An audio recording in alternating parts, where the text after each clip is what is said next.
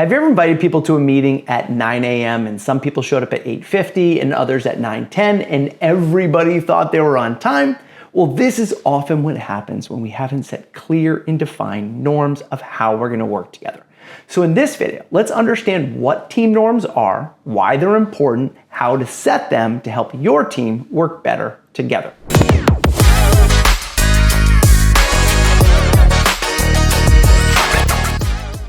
If we haven't met before, hi, I'm Chris Littlefield. I'm the founder of a company called Beyond Thank You. I spent 15 plus years helping leaders at top companies around the world have the conversations that matter most so that people can focus on doing the work that matters most. Now, one of those conversations is how to set and maintain norms. Now, why do we need to set and maintain norms? Because sadly, not having them is oftentimes what's causing a lot of the miscommunications, breakdowns, and frustrations that we spend all of our time dealing with instead of actually doing the work. So what are team norms? Well, the Center for Creative Leadership defines norms, a set of rules or operating principles that shape team members' interactions. For example, we show up to meetings on time. We always come prepared. We deliver on time or early, and when we're not going to, we communicate ahead of time. When we have a frustration with a fellow coworker, we communicate to them directly, meaning we don't gossip. Most breakdowns happen when we don't have those cleared upon rules and agreements of how we're going to work. Because sadly, many teams spend all their time talking about the work, but never take time to be able to step back and talk about how we're working together or what we need to do to work at our best.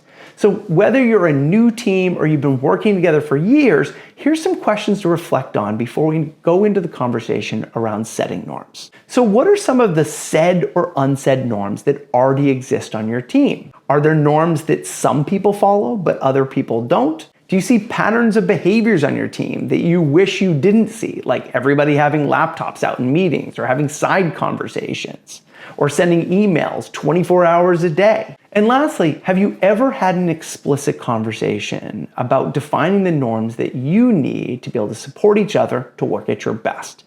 And if the answer is no, which it may be because you're watching this video, then you're in the perfect place. So now let's start talking about how do we begin to open the conversation to set norms on our teams. So the first step in setting norms is to be able to set time aside to be able to have this conversation. Now, you don't want to try to fit this into the first 15 minutes of a meeting, but you actually want to set a time aside with your team. Now, if you don't have any clearly defined norms on your team, then you may need to break this conversation up over multiple different times to talk about all the different areas of work where you may want to set norms. Now, what are those key areas? Time and availability, how we communicate, team meeting best practices, how we handle frustration and disagreements, how we make decisions, and how we treat each other in general. Now, if there's a high level of trust and maybe psychological safety on your team, then you can just pick one of the most challenging areas where people are frustrated and just dig into having a conversation about that.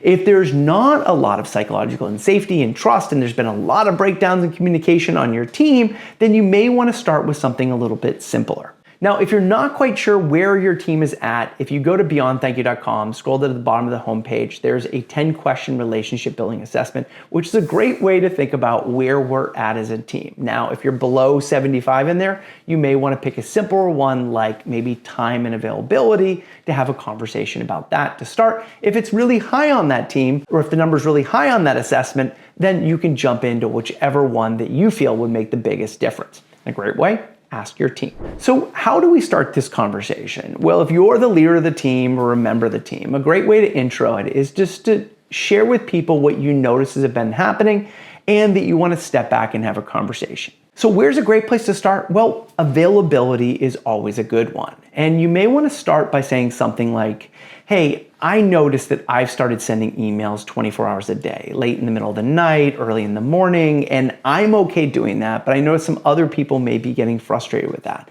And I just wanted us to all step back because we all have different preferences and just have a conversation and set some norms around availability and expectations. And then next, ask people for input around what they would like the norms to be around availability. Hey, I like getting emails at all hours, and I like to be able to work when I work at my best, and sometimes that's 11 o'clock at night and 5 o'clock in the morning.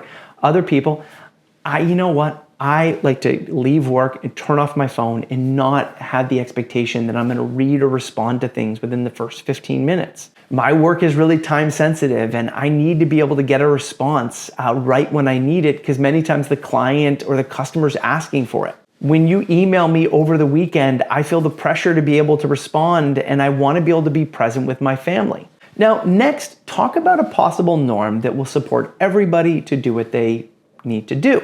Like, we work during work hours, meaning that we do work and we are going to respond during work hours. Now, that is between 8 a.m. and between 5 p.m. at night.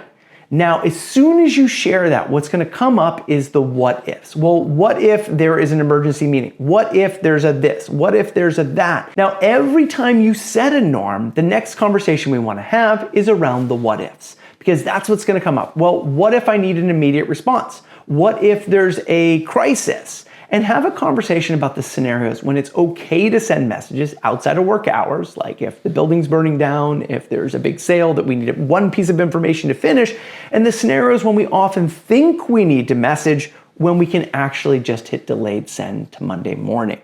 And have a conversation about those scenarios.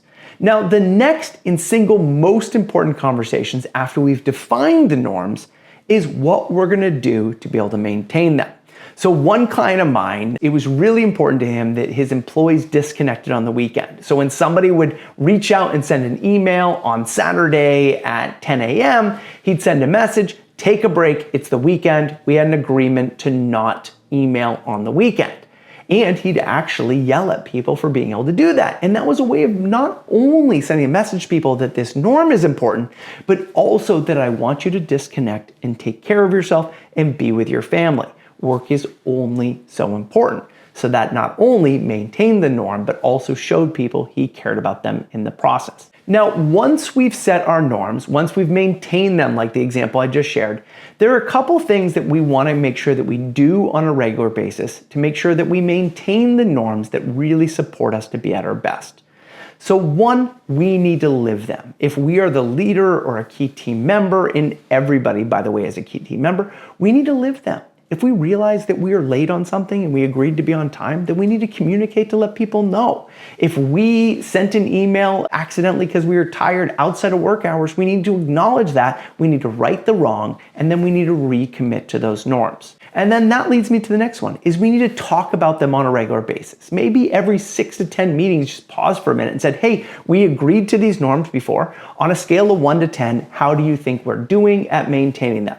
Now, the people who have high numbers, what have we been doing that you think's been going really well? And where have there been gaps or things that we've been missing? And do we need to readapt and adjust the norm to better support how we're working together? And then next, we of course need to force them. If you've set a norm that we're not going to have laptops out and all of a sudden they're coming out, then we need to make sure that we address it by first pulling people aside and said, hey, I believe our norm was to not have our laptops out. Oh, well, I need to be able to respond to this because it's busy. Okay, do you need to go out and be able to finish that and then come to our meeting? Oh, okay. But by bringing them up and enforcing those norms, they send the message to people that are important.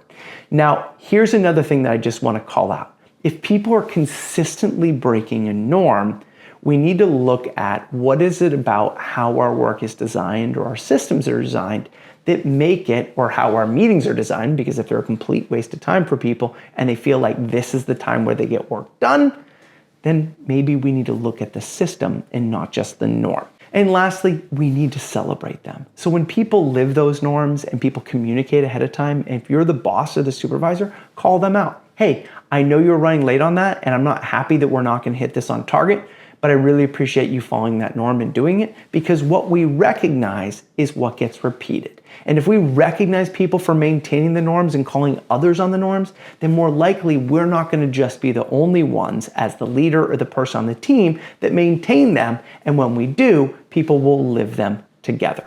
So here's a great follow-up action for you at the end of watching this video. If you got to this point, is one, write down, what are all the said and unsaid norms on our team?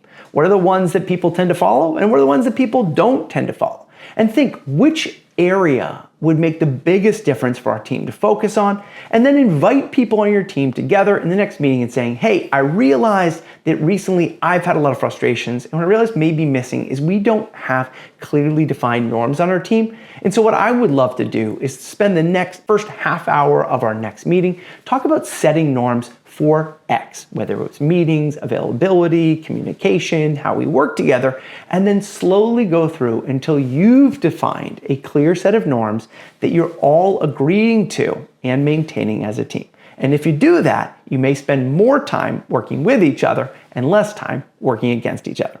Once again, I'm Chris Littlefield from Beyond Thank You. I hope you found this video helpful. And if you did, please hit that like and subscribe. And if I can ever support you and your team to work better together, reach out to me at beyondthankyou.com.